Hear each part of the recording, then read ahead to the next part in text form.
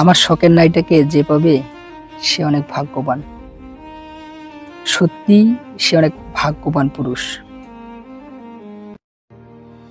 যাকে পাওয়ার জন্য আমি কান্না করতাম, যার সাথে একটু কথা বলার জন্য ছটফট করতাম, যার সাথে কথা বলতে না পারলে মন খারাপ করে বসে থাকতাম, তাকে দেখার জন্য পাগলামো করতাম, যার সাথে একটিবার দেখা করার জন্য, এক নজর দেখার জন্য কতই না বাহানা করতাম। তাকে কি সুন্দর, কত সহজে অন্য একজন পেয়ে যাবে। তাকে কান্না করতে হবে না, তাকে ছটফট করতে হবে না, তাকে পাগলামো করতে হবে না। সে তাকে ছোবে, তার হাত ধরবে, তাকে জড়িয়ে ধরবে। অন্যদিকে আমাকে তার স্মৃতি নিয়ে থাকতে হবে।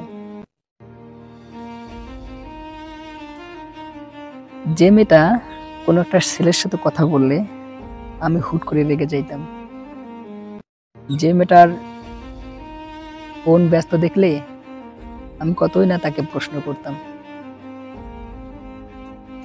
সেই মেয়েটা কেউ একজন ছোবে, তার হাত ধরবে, তাকে জড়িয়ে ধরবে। শুধু তাই নয়, একই বিছানায় একই সাথে রাত কাটাবে। সেই মেয়েটার মাথাটা অন্য একটা ছেলে বুকে নিয়ে ঘুমিয়ে যাবে।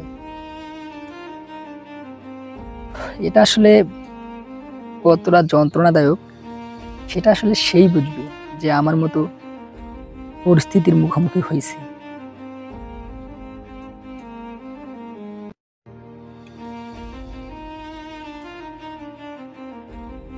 সত্য কথা বলতে কি,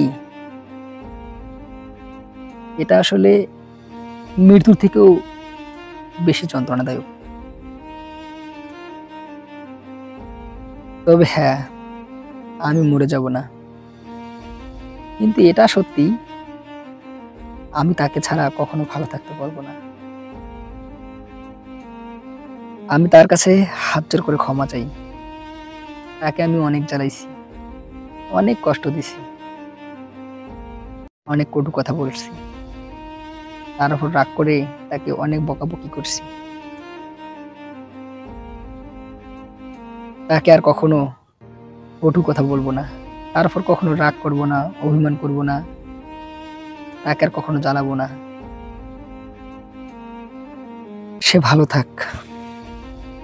আমি চাই, আমি মনে প্রাণে চাই সে ভালো থাক।